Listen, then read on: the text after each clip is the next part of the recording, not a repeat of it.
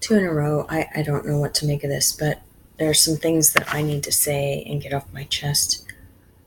I grew up in an elitist mentality religion where our way was the right way and everybody else's was just not right.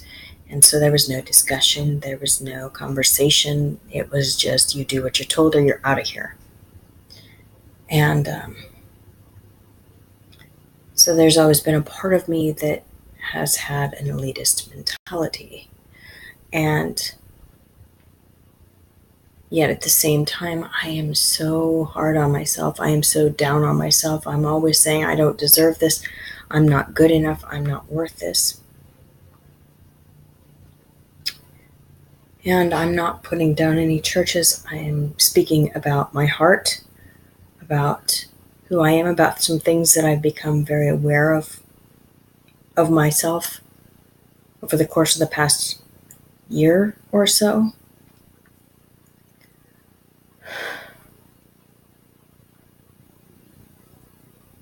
I ended up in a church that was a lot of this, a lot of listening to the leaders, a lot of not studying for yourself, except for in this situation, this situation, this situation, a lot of I'm better than you, a lot of higher end. And I think that I ended up there because that's where I wanted to be. That's where I wanted to fit, and that's where I was comfortable. And I've never been in a foreign missionary field. I've never been in a place where their worship was just heart pouring, crazy love. I grew up in a place where it was stiff and you just stood there and you sung the words and there was really no heart in it. And so when I got into this church and I was singing, I thought that was just so beautiful that everybody just sung and it felt like from the heart, and it probably is, don't get me wrong.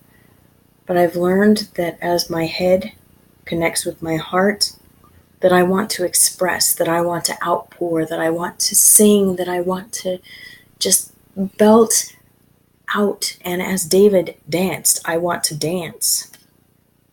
Not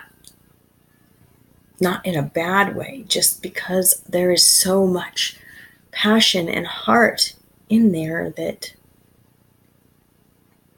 I've never known. And so because of Matthew's work schedule, when I got married, God opened so many doors. And while I really enjoy the teaching of the church I'm going to, I'm realizing that I am not an elitist. I am not an upper crust. I don't fit. I don't belong. I'm not froofy creative. I am broken creative. I am, for lack of a better word, I am a lot of head and very little heart, and that heart needs to be nurtured. And I see a lot of judgment, and I hear a lot of things that I don't want to hear, that I know are there in every situation. But some personalities are better for others, and some aren't. And so I have been, over the past year, really struggling with the idea of switching churches, because this has been my church home. This has been my church family since I accepted Christ.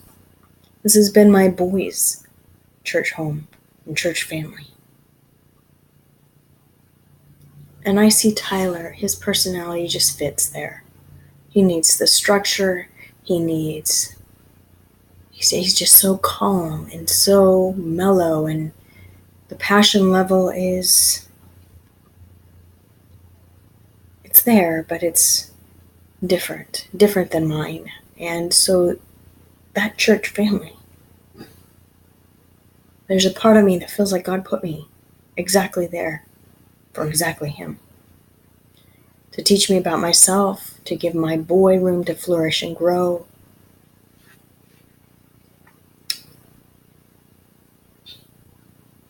But I'm learning that my heart is different. Well, I have the same heart for Christ. My heart is for different people, a different kind of people. You had your First Corinthians, you had your Ephesians, you had your Galatians, and they were all very different personality of congregations. And while there was no wrong or bad type per se, they all came together and they all shared the same letters, the same encouragement, the same information, the same gospel, the same Lord and Savior. Some thrived in some and some didn't. And my life has changed. I have gone from I will never work for pay to, whatever God wills in that. I don't want anybody to see that as a stumbling block. I will work on the side and do other stuff, but I want to serve full time. I want to have my life be ministry. And I have thought I wanted to write. That was a gift I had, and everybody said I should use it, and I thought I should do that. And now I'm realizing that's not my heart. That is a former idol, and I'm not ready to go back and sit at the feet of my former idol. I want to express, I want to share, I want to nurture, I want to disciple, I want to be with broken people. I want to share the gospel with people who have never heard it. I want to share the gospel with people who live with false gospels. I want to interact, I want to talk, I want to discuss, I want to do these things. I want to share my passion, but also my intellect that has gotten me in so much trouble. And I don't feel free to do that where I'm at. But I've been sticking it out, and I've been really trying, and I've been standing there, and I've been walking through that. But I feel like an afterthought. I'm supposed to do an interview about the pastoral view of missions. And I appreciate that our pastor was going to make time for that, and I may still need to utilize that. But it felt like, well, I possibly fit you in here.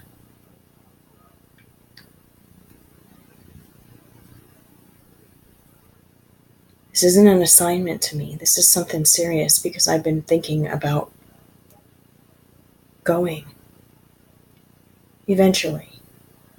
Because Matthew's open to it. I don't know where we would go or what we would do, but my boys are both legally adults. We have a goal to get our debt paid off in 2.5 years, and then after that, we have no idea. And he said the other day,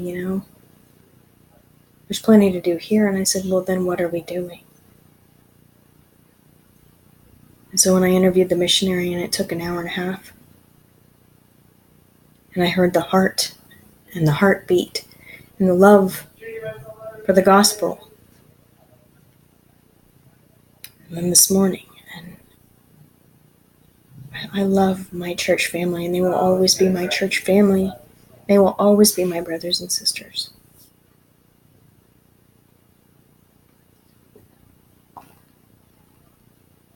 But it feels like it's time to focus on my family, on what's best for them, and I can't keep spreading myself so thin. So I've got a lot of thinking and praying to do,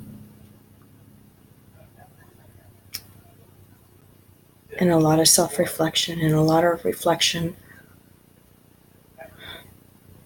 on the Word and on life.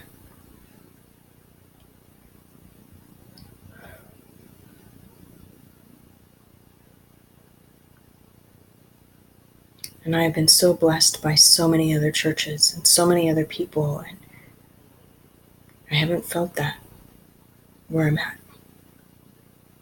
And I only can hope that I have been a blessing.